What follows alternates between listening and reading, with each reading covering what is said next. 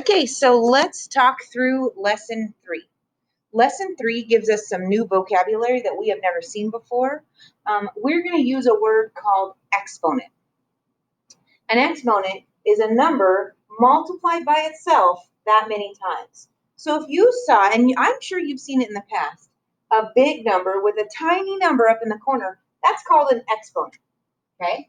So right here I have 10 to the 4th power.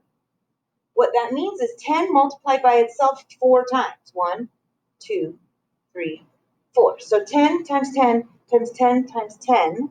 We'll talk about what it equals in a minute, but I want to show you what that would look like here. 10 times itself 1 time is 10. So if you were looking at it as an exponent, it's 10 to the 1st power, because all you're doing is multiplying it by 10 1 time. 10 times itself 2 times would be 10 to the 2nd power. That's 10 twice, which equals 100. Do you have any thoughts on what my next number is that I'm going to write up here? Think about place value. Tens, hundreds, then thousands. Okay? This, to get 1,000, I would have to do 10 times 10 times 10. 10 3 times. 10 to the 3rd power. So I'm going to go ahead and fill in the rest of this chart using place values. And I'm going to show you that this is 10 times 10 times 10. That's 1, 2, 3. I did 3. I have to do 4 times 10, which is 10 to the 4th power. Up here, that was tens, hundreds, thousands, 10,000s, and then it goes to 100,000s.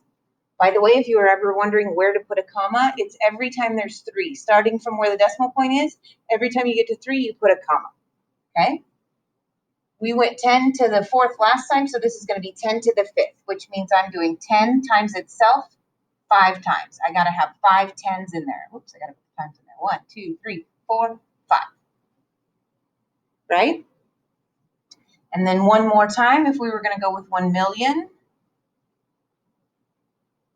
that would be 10 times itself 6 times. I got 6 tens in there, right? That's 10 to the 6th power. I'm going to switch colors because I want to point your brain to something. Look at how many zeros are in the number 10? 1 0. So my exponent has a 1. So this has 1 0. How many zeros are in the number 100? 2. And look, when I do 10 times 10, there's only 2 zeros in this whole thing. So this is 2 zeros. How many zeros are in the number 1,000? 1, 2, 3. So when I did 10 to the 3rd power, I knew that there were 3 zeros. Again, if I counted the zeros here, 1, 2, 3. There's 1, 2, 3 zeros. I want you to finish filling in this chart in the same way I just did right there.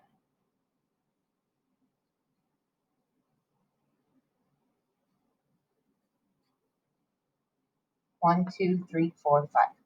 1, 2, 3, 4, 5, 6. Okay, those are exponents. In this lesson, we're only doing exponents with 10 because you know what? This is just secret code for a number with a lot of zeros. If I showed you a number like, we're not looking at this purple part yet, but if I showed you a number like 36 times 10 to the 3rd power, what I'm really saying is that I have 36, but it has 3 zeros. 36 times 10 to the 3rd power means I have 36, but I'm putting on 3 zeros, 1, 2, 3, because this number 3 here. Does that make sense?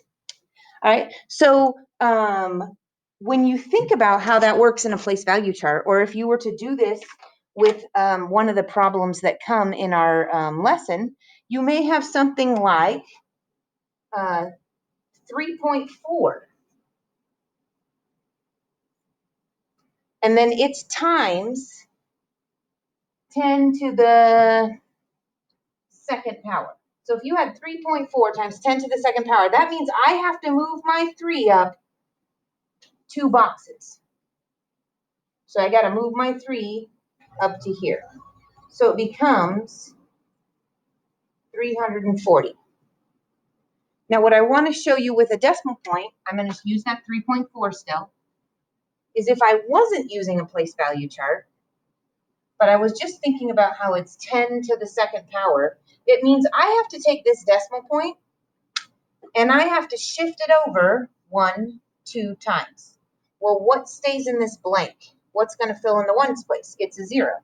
So it becomes 340. These exponents, 10 to the something power, is used very often in science, because sometimes in science, if you're writing a million and instead of putting 6 zeros, they could just write the first number and multiply it by 10 to the 6th. When you're doing this in your problem set, it's just multiplying and dividing in that same way that we have been doing. It's just that instead of them telling you the number 100, they're telling you it's 10 to the second power. And if you remember this chart here, 10 to the second power means it has 2 zeros, so it's 100.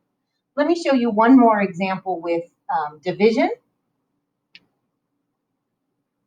When we multiply, remember we get bigger. When we divide, we get smaller. So here's an example where we are dividing. Look right in your problem set, add a number, forgive me. If I had something like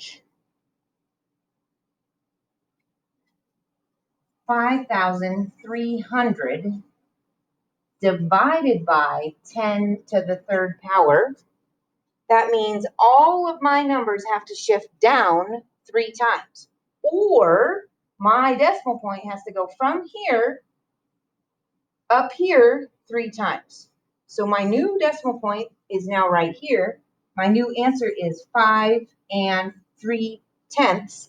I can put those zeros in, but they actually don't matter because any zeros at the in the fractions that are smaller than the 10th place don't matter. Now, that was one way to do it with the moving the decimal. It is the same thing as shifting this over 3 times. So 1, 2, 3. That means my 5 has to go here. There's a decimal point here and a 3. Either way, they are the same thing.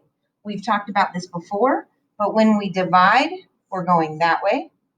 And when we multiply, the number is going this way, right?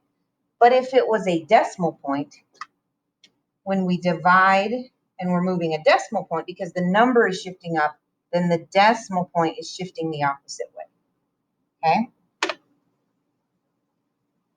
So you're going to use this video to make notes. You're going to start by making a box that's 1, 2, 3, 4 boxes deep and 1, 2, 3, 4, 5, 6 boxes wide, and your notes should end up matching my notes.